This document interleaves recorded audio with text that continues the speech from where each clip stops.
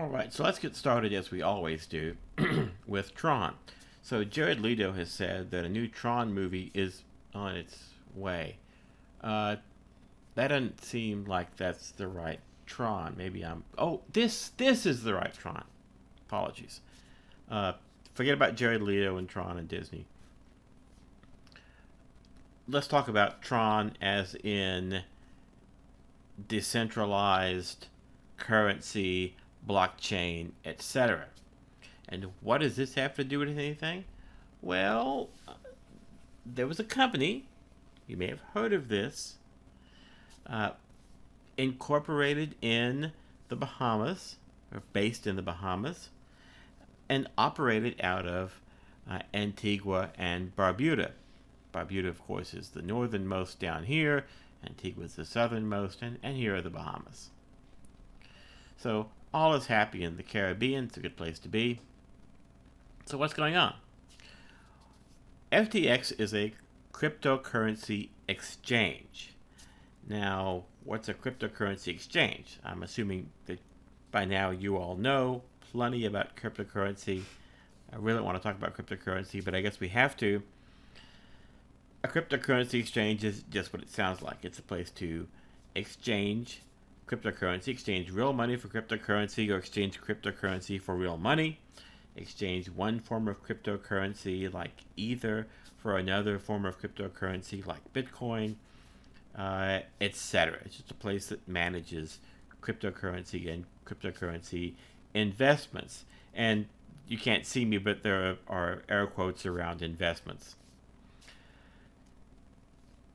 FTX was founded in 2019, and by 2021, right, so founded immediately prior to COVID, and by I guess we'll call it the end of COVID, I don't know, by the time we're all back at work, it has become the largest cryptocurrency exchange by volume. So, tremendous growth. I'm sure everything's fine. What could be wrong? Well, you probably know there were some things that were not 100% potentially, allegedly, with FTX, but we're going to ignore the bigger stuff, all the other big stuff that goes along with this story, and there is plenty of it, and focus on one little interesting aspect, and that is this. An attacker had access to cold wallet storage. What is cold wallet storage? Well, cryptocurrency being exchanged for money, or money being exchanged for cryptocurrency, all those things happening, those are all sort of in active trading. Cold wallet storage is where you take this stuff and you take it essentially offline and store it. And that's what was being done here. But an attacker had access to the cold wallet storage, and they began to try to drain the accounts. They wanted to send Tether stablecoins. Okay, what is a stablecoin? A stablecoin is simply a cryptocurrency whose value is pegged to something else in the real world, right? Sometimes currencies will track the dollar, or they'll track yen, or they'll track something else. Stablecoin is a cryptocurrency that tracks something else so that its value remains stable. So they wanted to send Tether on the Tron blockchain. There's our Tron connection. But they couldn't, because they didn't have enough Tron tokens. At some point, my brain is going to tell me that this is all too insane for me to keep going. But for right now, let's just keep plowing ahead. They didn't have enough Tron tokens to pay the transaction fee. So instead, they used their verified personal account on crypto exchange Kraken to send 500 Tron tokens to a compromised wallet to cover the transaction. Once that was done, they were then able to drain the accounts and transfer, I think it's up to now 480 million worth of cryptocurrency from FTX. A couple things of interest to point out here. One is, you'll notice verified personal account. A lot of exchanges require that you verify yourself because they have to comply with laws. In addition, these things are written into ledgers that are at least theoretically extremely hard to tamper with, which means the transactions can be traced. So it can become very hard to spend your ill-gotten gains. The typical way people do this now is I think they try to convert to Ether in order to break some of the chains, but I'm not 100% on this, so don't go off and try to embezzle money using advice you got from me, because in case you can't tell, I'm not a cryptocurrency fan. Anyway, 400 million worth of cryptocurrency taken, we think, by an insider. In a recent report, the folks at Kraken said they knew who did the transaction, but it's also been alleged that the person who did the transaction may have had a compromised device, and malware on the device could have been used to siphon the funds. This is all messy because at the same time, FTX and its affiliates are all in some state of collapse, declaring bankruptcy. So at the end of the day, who knows what's really going on? Quite a mess. It looks like someone was authorized to take the action, and they did, but the facts are still coming in. There's homework. The homework is to take your original differential privacy code and modify it. And here are the sensitivities for the average and the standard deviation. And we want you to modify your code to choose better bounds for these so that they're not chosen by the adversary, right? Who is the adversary? Your user, right? Your user is always a potential adversary. Here we have a Russian proverb. It's a little hard to read unless you're a fan of Cyrillic, so we'll Latinize it, and we have Dovrier no provrier, which rhymes, and who doesn't like a rhyming proverb? But also, what does it mean? Turns out it means trust but verify. Russian proverb co-opted by Ronald Reagan later, but nevertheless, what if we never did that first part, or at least we did it very, very, very seldom? And what if we always did that second part? In other words, what if we didn't trust, but we did verify? That seems like that would be a good thing. So, let's think a little bit about security. With that in the background, let's think a little bit about security. So we have this problem, right? We're the good guys. Those people out there in that sort of purple-colored cloud out here of the internet, they're the bad guys, right? Right. We have the pictures of the cute cats.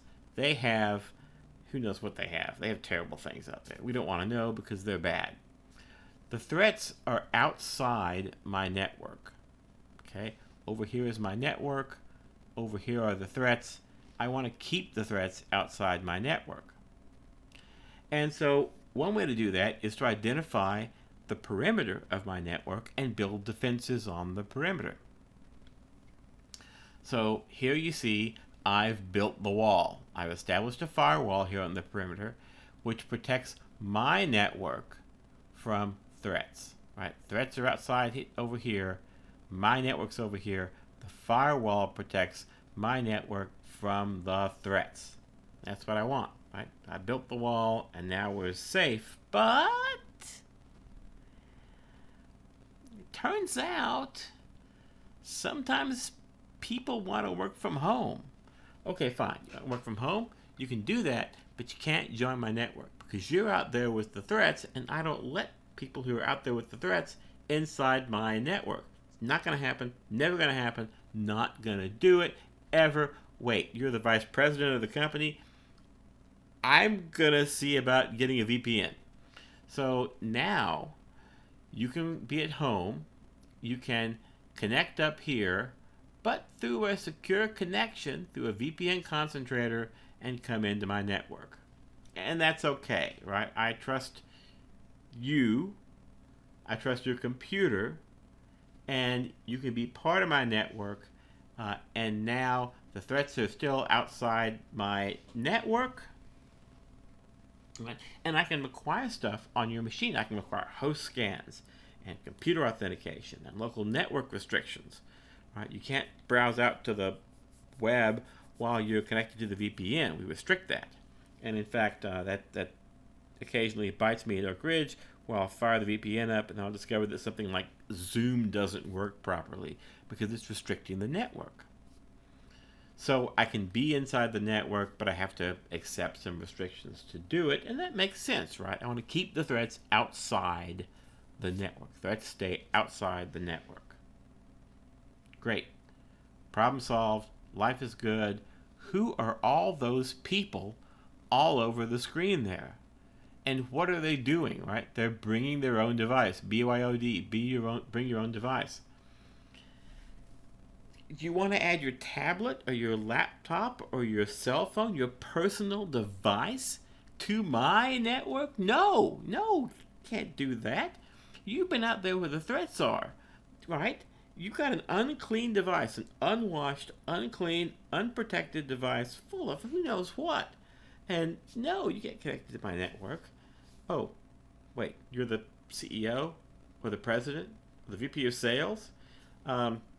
Okay, we'll figure it out, sir. So, okay.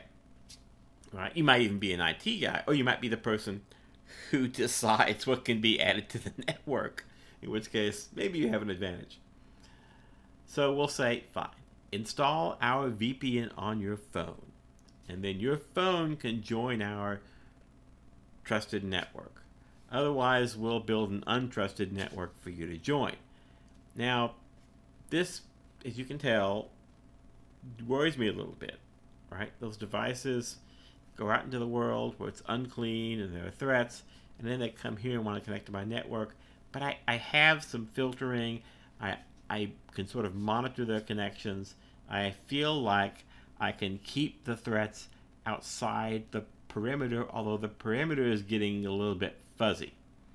Maybe what I need to do is to think about how to structure my network inside here to manage the threats a little better.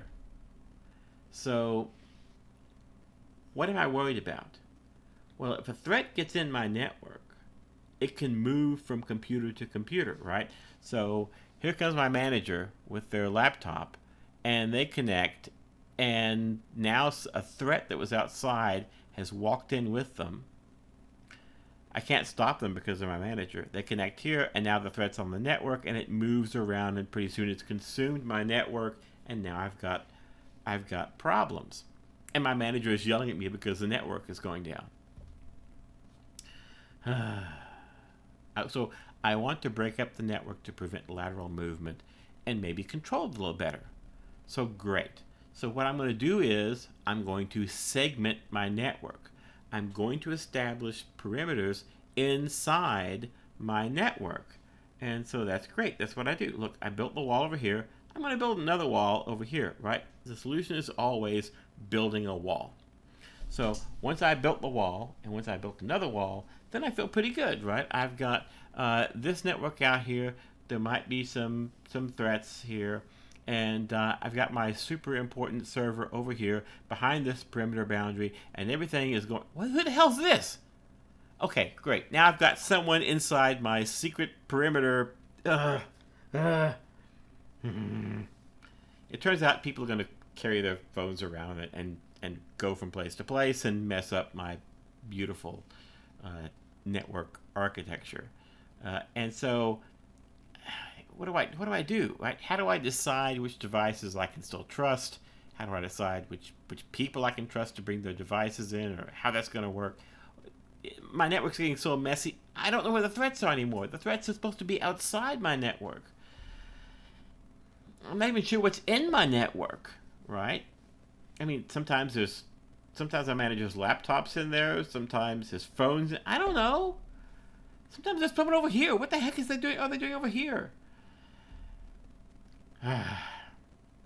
Okay, I need to know what to trust. And to do that, I really need some definition of trust that has some properties. It needs to be actionable.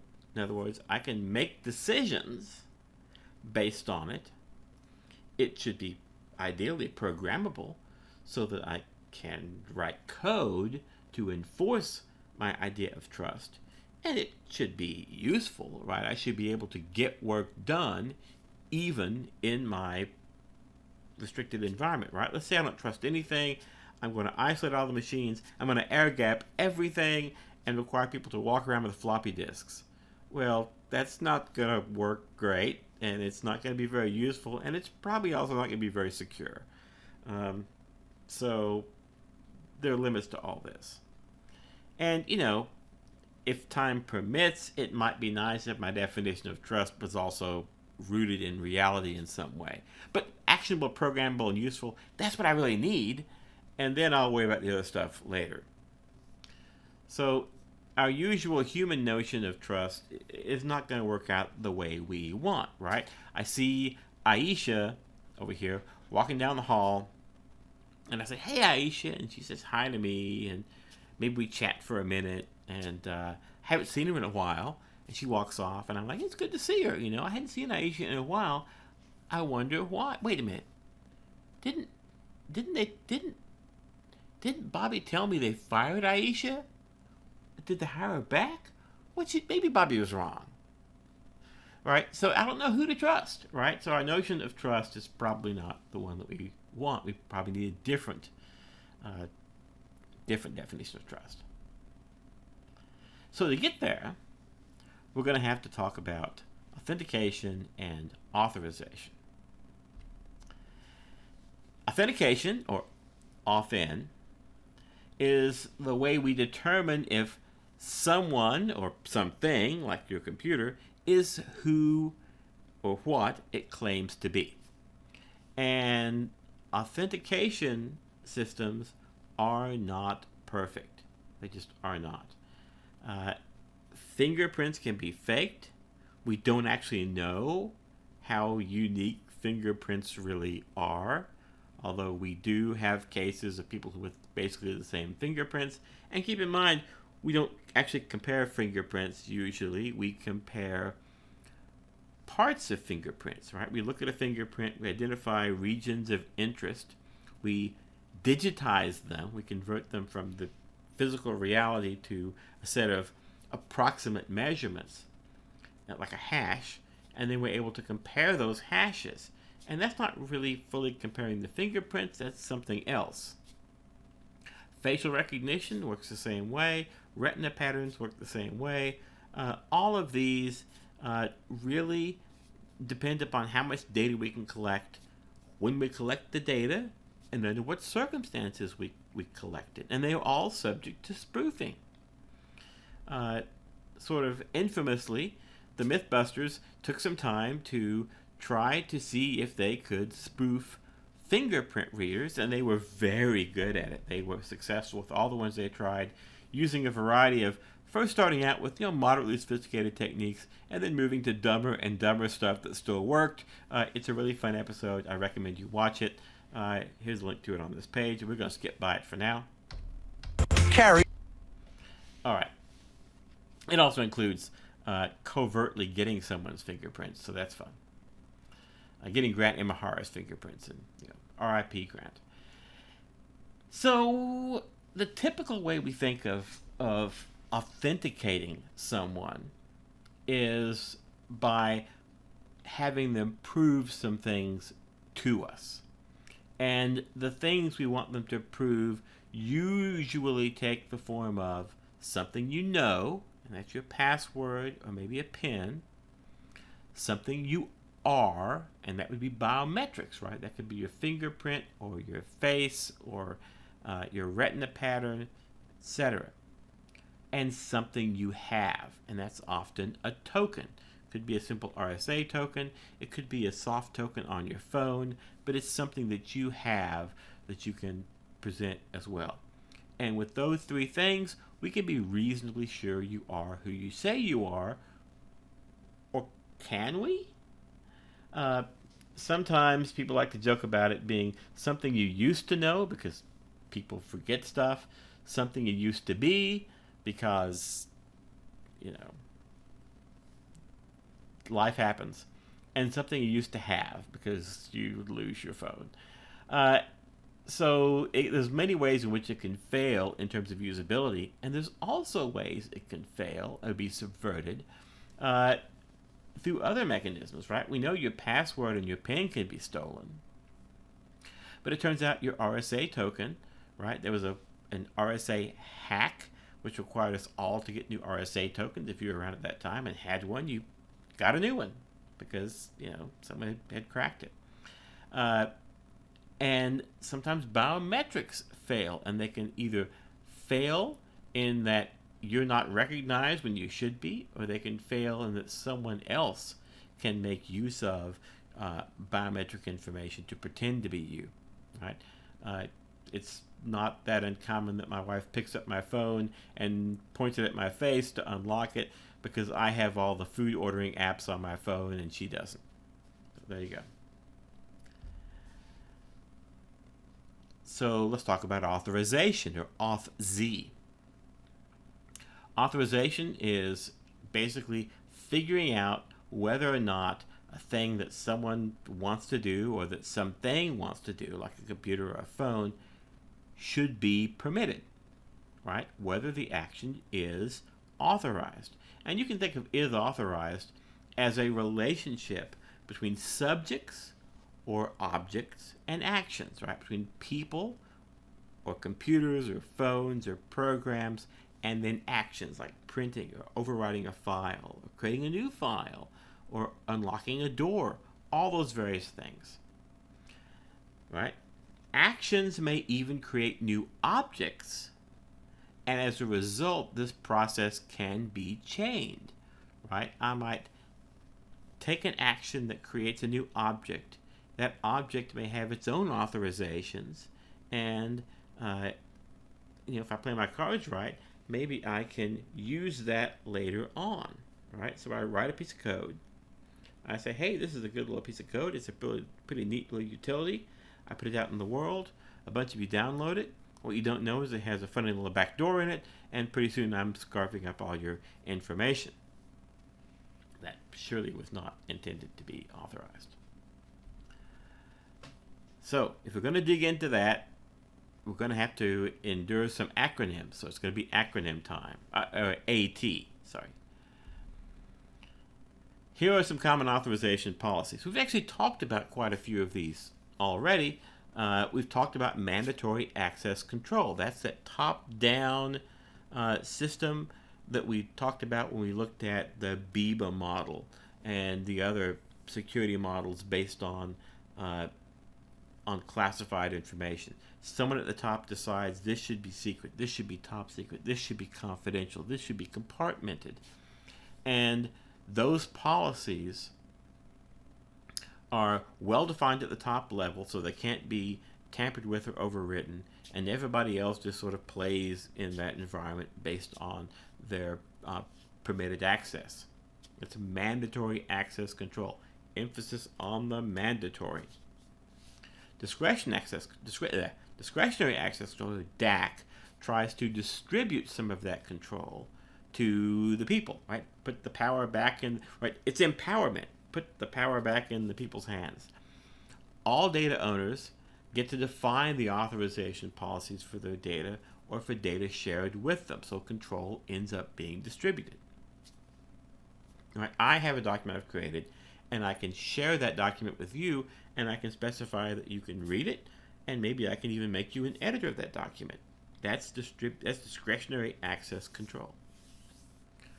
Role-based access control is access control that tries to be based on your job function or assigned privileges. A very widely used approach. So, right, when I managed people at Oak Ridge, I had certain things that I could do. Like I could look at their employment information, I could look at their leave information, I could see what their current salary band was, because it was part of my job to advocate for raises for them, to be sure that they were not losing their annual leave or their floating holiday, and to make sure that all of this stuff was functioning correctly. And so role-based access control tries to provide access control based on the user's job function. Finally, we take all the stuff above that. We take all that stuff and we basically say, you know what? Any of that's good. And we have attribute-based access control. So here what we do is we collect all those context variables from above. We have your role and your job function. We have your clearance level.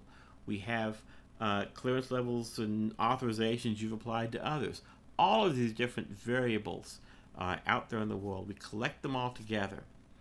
And, that could be role, privilege, the IP address of the machine that you're on, the operating system machine you're on, time, date, phase of moon, the kind of action you want to take, what the current zombie alert level is, all these things, and based on all of that, we throw it together, we apply some fairly complicated logic, and we arrive at whether or not you should be authorized to take some action. If that sounds dangerous, it's because it kind of is, right? Where the more information that we throw into the mix, the more opportunities there may be for someone to find a path we haven't considered, right? We are, as we increase the number of attributes, we're wading into the land of unintended consequences, and so we have to be aware of that. But attribute-based access control is a growing approach to doing access control. Roles and privileges. A privilege is the smallest unit of authorization that we choose to control, right? It could be writing a file. It could be deleting a user. It could be modifying someone's home address in the database system. It could be anything at all. And the idea would be that privileges should be disjoint. But I would point out they're not always disjoint. For instance, I may give you the right to print, and that may imply that you can write to the spooler directory, and maybe you can also read from the spooler directory, which means maybe you can read print jobs that are on the way to the printer, which may mean you can get access to information you shouldn't have because, oops, I've given you access to the spooler. A role, then, under this model, can be thought of as a collection of privileges, right? And these words are fuzzy. They don't have the super precise, nailed-down definitions. These are good definitions. They're just not always going to be the way that they're used colloquially. So sometimes we'll say privilege when we mean something like role. For instance, we'll say privilege escalation. But usually that's more like role escalation, right? If the privilege is ability to print, privilege escalation is what is that?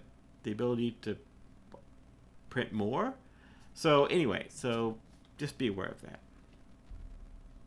So here is some concrete advice. I would argue you should prioritize passwordless authentication. Passwords are not great. They're easy to implement, they're easy to use, people understand them, or at least think they understand them. So because of that, they're not going to go away. But if you have another thing you can do, like a one-time password, like a soft token that generates a new login token, if you have the cell number and you can text a number to them, so two-factor authentication, that's going to be better. Harden any authentication functionality that your code or your system has, because if I can find a way to subvert it, I will. And ideally, don't build that stuff yourself. Do bugs show up in authentication stuff? Yeah, they do.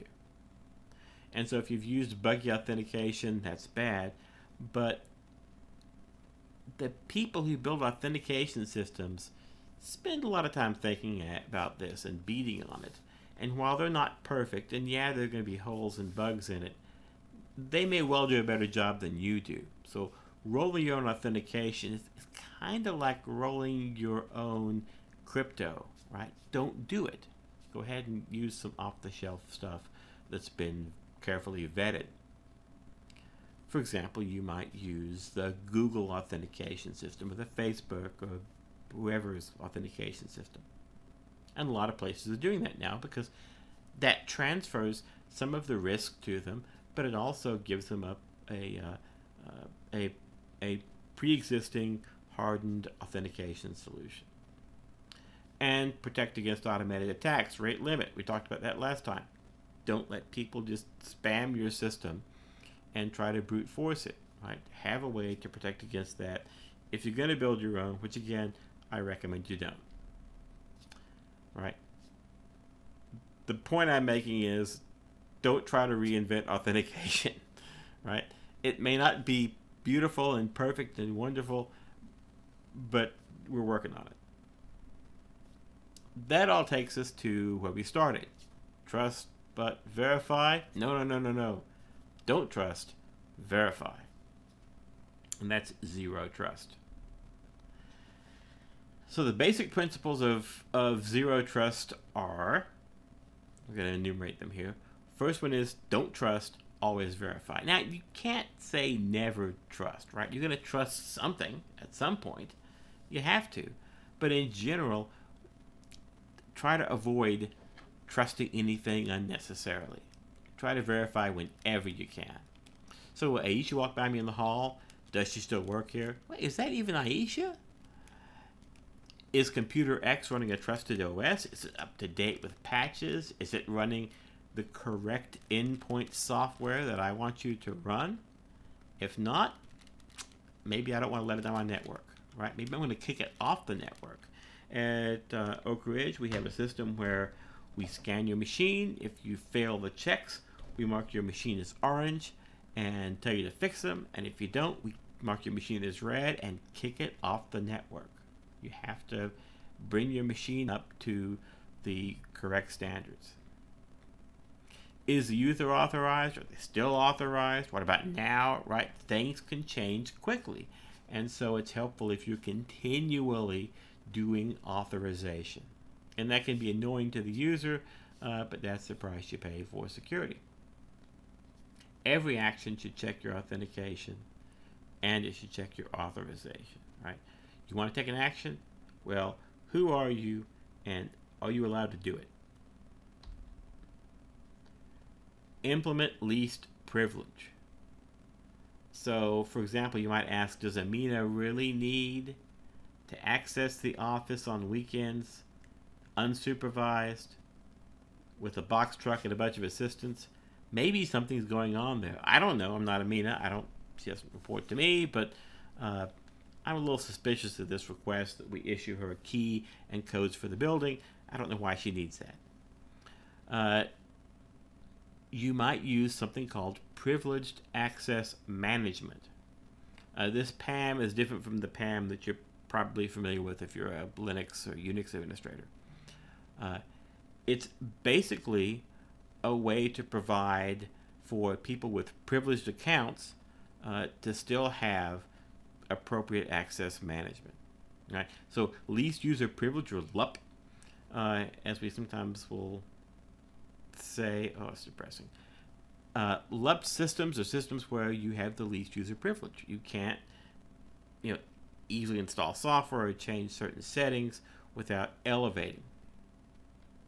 And what are people who have management accounts or oversight of privileged accounts? Well, we have to have a system for them as well that restricts them, and that's privileged access management. And then the third and most important principle of zero trust: assume your network has been breached. So here we're throwing away that original model. Remember, the original model was my network is in here and the threats are out there. The new model is the threats are in my network. How do I minimize the damage? How do I respond to the threats that are inevitably present in my network? The threats are inside my network. You have to plan for the worst case scenario and develop incident response plans, and you have to practice incident response. You have to practice it. If you don't do it, you won't be able to do it when the time comes. You'll be futzing around wondering what your plan is and trying to find it and who's in charge of what, right? You have to role play and do this stuff, or you won't be able to do it. You need disaster recovery plans. You need to be able to know where your backups are, how to get to them, where the offline backups are. You need to have backups, right? That's something. You need to verify that your backups work. You need to use them. You need to restore stuff from backup. And show that that all goes on. It works. A thing that's becoming increasingly popular is an idea of micro-segmentation. So segmentation of a network is simply taking it and then dividing it up by business unit or by priority or by sensitivity of the machines on it so that lateral movement by an attacker is hindered. Right? It's not necessarily stopped. Right? If they got through your first firewall onto your network, they probably can get through the other ones as well, but it will slow them down. Right? The padlock on the door isn't there to stop them, it's there to slow them down. Same thing for the internal segmentation. It slows them down so that you have time to detect them and to take action against them. Microsegmentation moves this lower than the network level. So instead of just segmenting the network, we might segment down even at the device level and maybe even on workloads. Well, how would you do something like that? You do it with virtual machines. So you might spin up a virtual machine for a particular task, perform that task, and then throw that VM away. If that VM got infected, fine, it's gone. Okay. So microsegmentation is something that's increasingly you'll read about it if you're paying attention to this stuff. So the basic thing is don't trust, verify, and then repeat. That's the basics of zero trust.